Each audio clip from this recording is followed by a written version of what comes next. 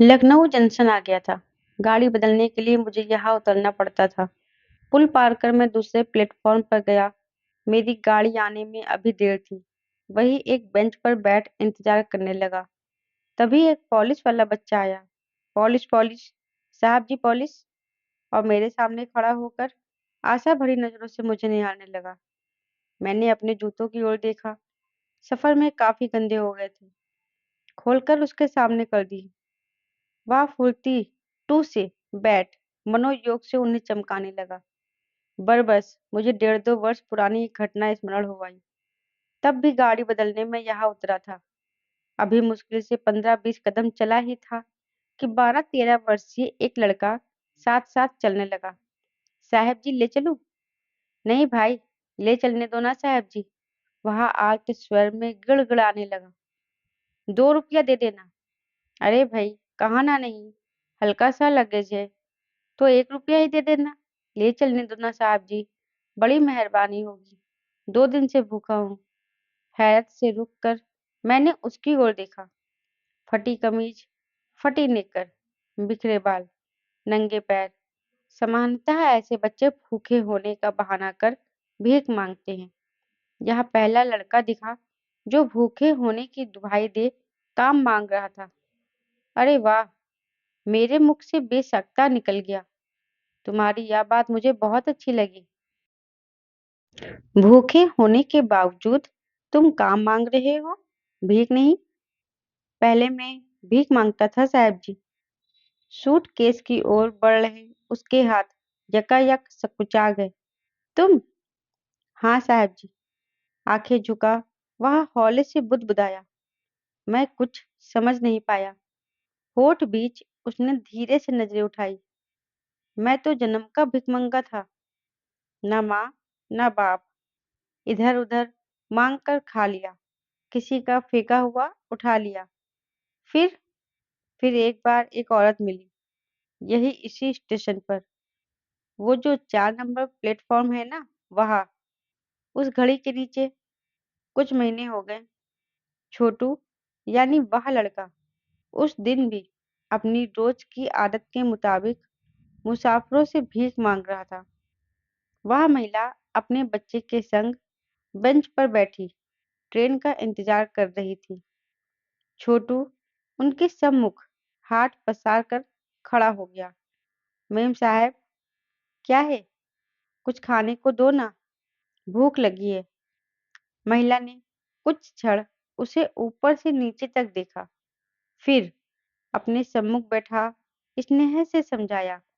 देखो, जो शरीर से लाचार होते हैं, भीख मांगना उनकी मजबूरी हो सकती है।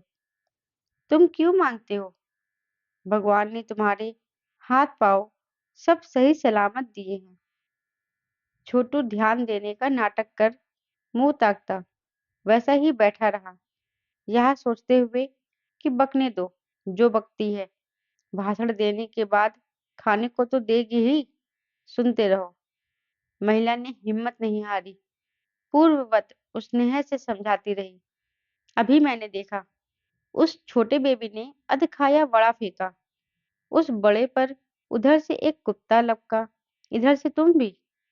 अच्छा लगा तुम्हें वैसा करते हुए, इंसान होकर कुत्ते की बराबरी करते हुए। छोटू शक पकाकर महिला का मुख देखता रह गया। महिला फिर भी चुप न रही। उसने उसके सुप्त मनोभावों को उभारा। तुमने उसके पहले एक सेब खाया था, वो उधर पटरी पटरी के वहां पड़ा था। वो तो किसी मुसाफिर का गिरा हुआ था, कोई मालिक नहीं था उसका। मैं उठाकर खा गया। उतनी गंदी जगह का? महिला के चेहरे पर उल्टी करने जैसे भाव उभर आए। जरा देखो, पटरी के वहां, तुम्हें घिन नहीं आई? आ, वह कोई सफाई पेश नहीं कर रहा था। गरीब को काहे की घिन मेम साहब? इसमें गरीब अमीर की कौन सी बात आ गई बेटे? आखिर तुम भी एक इंसान हो। जैसा दूसरों का शरीर है, वैसा ही तुम्हारा भी है। दूसरों को बीमारी लगती है, तुम्हें भी लग सकती है। फिर क्या खाना चाहिए, ऐसी गंदी जगह का? छोटू के मुंह से बोल नहीं फूट पा रहे थे। जिंदगी में पहली बार कोई उससे इतनी इज्जत से बात कर रहा था। उसे इंसान समझ प्रेम से समझा रहा था, वरना आज तक हर कोई उसे कुत्ते की तरह दुत्कार कर हठात उसकी आंखों से आंसू ढुलक पड़े। कुछ समझ में आई मेरी बात? महिला ने आगे झुक उसके कंधे पर हाथ रखा। मेम साहब, रूधे कंठ उसने अपना चेहरा ऊपर उठाया। मेरे को तो एक ही बात समझ में आई। कौन सी? कि आप बहुत अच्छी हैं। आप मेरे को खाने को नहीं देंगी, चलेगा। मेरे को कोई गम नहीं। आप मेरे से इतना प्रेम से बोली, मेरे को ये बहुत अच्छा लगा। पहली बार कोई इतना प्रेम से बोला। आज मेरे माँ बाप होते तो तुम्हारे माता पिता नहीं है? होठ बीच उसने सिर हिला अपने अश्रुपूर्ण नैन झुका लिए। ओह! महिला का स्वर संवेदना से भीग गया। अच्छा, तुम्हारा नाम क्या है? छोटू। देखो छोटू, तुम चाहते हो ना तुमसे भी लोग प्रेम से बात करें, तुम्हें सम्मान दे, दुत्कारे नहीं। हाँ मेम साहब। फिर कुछ काम किया करो, भीख नहीं मांगना, अपनी मेहनत की कमाई का खाना। मेहनत करने वाले की हमेशा इज्जत होती है। करोगे ना? महिला के समझाने का ढंग इतना प्रेरणादायक एवं मन को छू लेने वाला था कि छोटू ने उसी क्षण वादा किया, अब कभी भीख नहीं मांगेगा। मेहनत मजदूरी कर जो भी रूखी सूखी मिलेगी उसी में गुजारा कर लिया करेगा। शुभ आरंभ करवाने के लिए महिला ने अपना सामान उससे उठवाया और उस दिन के बाद छोटू ने फिर कभी भीख नहीं मांगी। काम करता, मकान का, गारे मिट्टी का काम करता, दिन भर भटकता, जो भी पैसे मिलते उसी में गुजारा कर लेता। यूं बीच बीच में ऐसा कोई मर्तबा हुआ कि उसे पेट भरने लायक मजदूरी नहीं मिली। उस वक्त भूख की व्याकुलता के कारण उसके मन में पुनः भीख मांगने का विचार सिर उठाता, लेकिन तभी उसकी आंखों के सम्मुख उस देवी सरीखी महिला का चेहरा चमकने लगता। उनके द्वारा दी गई धरती माता की सौगंध याद आती और वह दोनों आत्मविश्वास से भर भीख मांगने का विचार दूर छिटक देता, पानी पी दिन गुजार देता। अभी बेचारे को फिर पिछले 3 दिनों से कोई मजदूरी नहीं मिली थी। घुटनों में मुंह छुपा वह फूट फूट कर रो पड़ा। अब मुझसे सहन नहीं हो रही है साहब जी, भूख बिल्कुल भी सहन नहीं हो रही। 2 दिन हो गए हैं, अनाज का एक दाना भी मुंह में नहीं गया है।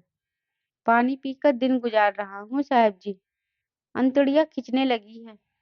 अब तो पानी का घूंट भी लेता हूँ तो पेट में दर्द होने लगता है। मेरे पे मेहरबानी करो जी, 1 रुपया नहीं तो 50 पैसे दे देना। मेरे से सामान उठवा लो साहब जी, दया करो। मेरा हृदय आहाकार कर उठा। भीग आई आंखों को पोंछ उसके कंधे पर हाथ रखा। अच्छा अच्छा, निराश मत हो, सूटकेस उठा लो, तुम्हें 5 रुपए दूंगा। सुनते ही उसका चेहरा खिल उठा। एहसान के भाव से उसके हाथ जुड़ गए। इसमें सूटकेस उठा लिया। कुछ कदम चलने के बाद मैंने स्नेह से उसकी पीठ थपथपाई। एक बात बतलाओ छोटू, जब तक तुम्हें मजदूरी नियमित नहीं मिल पाती तब तक तुम कोई छोटा मोटा काम धंधा क्यों नहीं कर लेते? मसलन बूट पॉलिश। साहब, आंखें फाड़ उसने मेरी ओर देखा। खाने को फूटी कौड़ी नहीं है मेरे पास, बुरुश पॉलिश खरीदने के पैसे कहाँ से लाऊंगा? मैं हौले से मुस्कुरा दिया।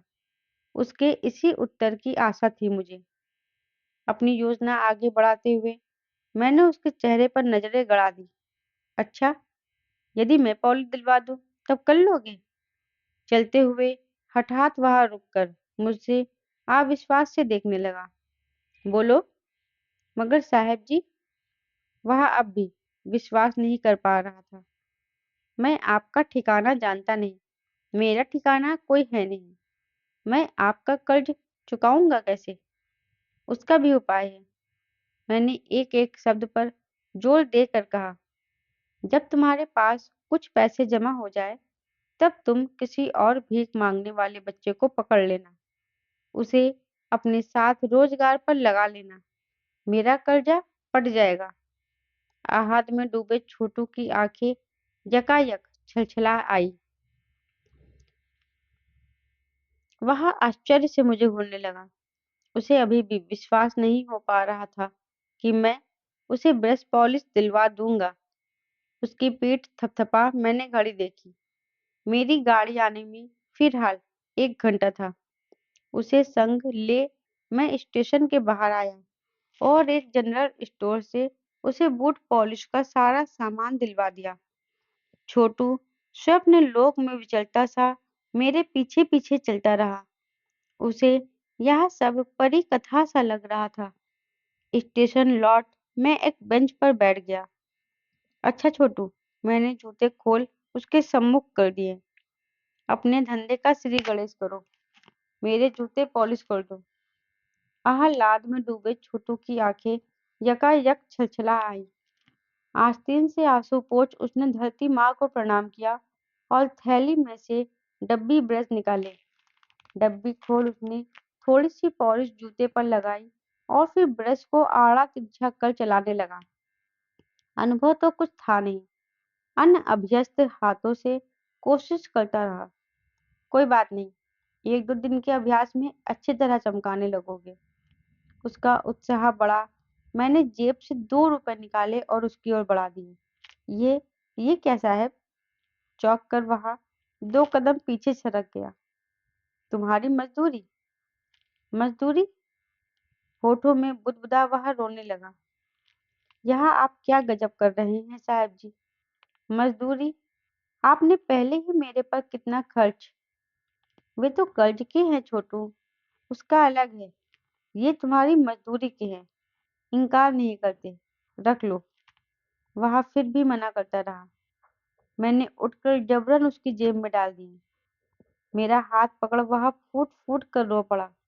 अरे, अरे, यह क्या करते हो? मेरा हृदय भी भर आया। मैंने दूसरे हाथ से उसकी पीठ थपथपाई।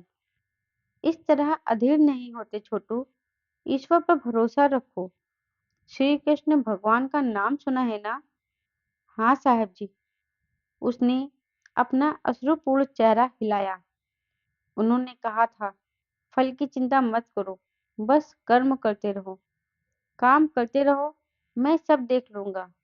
वे हर एक की चिंता करते हैं छोटू। वे तुम्हारा भी ख्याल रखेंगे। सच्ची साहब जी? हाँ छोटू, तुम्हारे भी अच्छे दिन आएंगे। 4 पैसे जमा हो जाएंगे।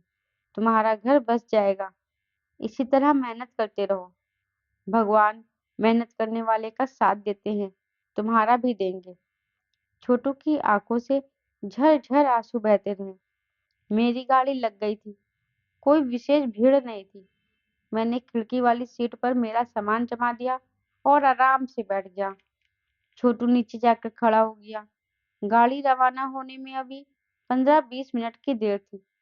मैंने उससे कहा कि अब वह कोई ग्राहक तलाशे। ग्राहकी का समय है। मगर वह बात अनसुना कर वही सटक खड़ा रहा। जब मैंने 3-4 मर्तबा आग्रह किया, तब सूनी आंखों से मुझे निहार खड़े रहने के लिए मौन याचना करने लगा। उसकी आंखों में छाए एकाकीपन को देख मैं कांप उठा। उफ! कितना अकेलापन था उसकी आंखों में। इतना बड़ा देश, करोड़ों की आबादी, भयावह रूप से बढ़ रही जनसंख्या, मगर इतने सारे लोगों में उसका अपना कहने वाला एक इंसान नहीं। कितना सालता होगा उसे यह अकेलापन। मेरा दिल भर आया। उसने धीरे से नजरें उठाई। मेरी याद आएगी साहब जी? बहुत याद आएगी छोटू। मैंने स्नेह से उसके सिर पर हाथ फेरा। और सच कहूँ तो प्रेरणा मिलेगी मुझे तुमसे, कठिनाइयों से लड़ने की, मुसीबतों से जूझने की। वह हैरत से मुझे घूरने लगा। मैं सच कह रहा हूँ छोटू।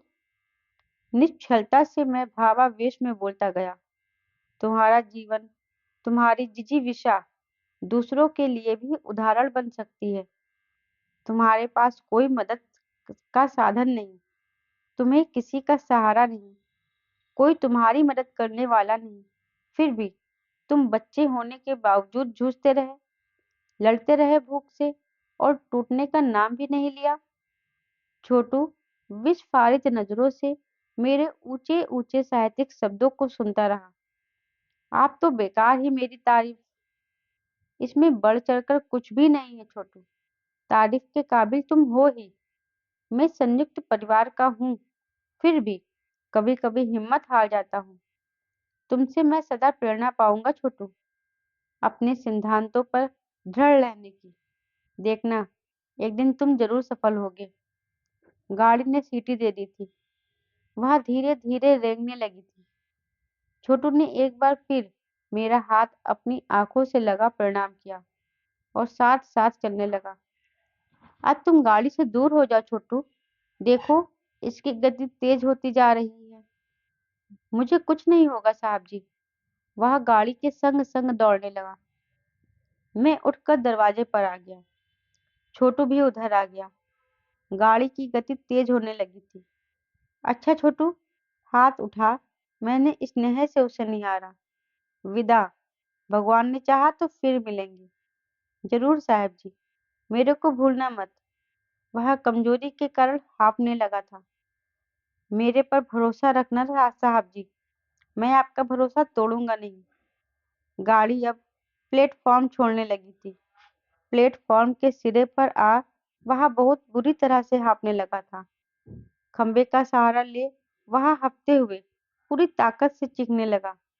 वो मेम साहब का भरोसा नहीं तोड़ा साहब जी, और आपका भी नहीं तोड़ूंगा।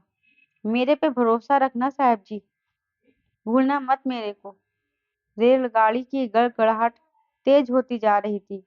उसमें छोटू की आवाज खोती गई। बोगी के द्वार पर खड़ा मैं हाथ हिलाता रहा। कुछ ही क्षणों में वहां ओझल हो गया। अपनी सीट पर आ मैं धम से बैठ गया।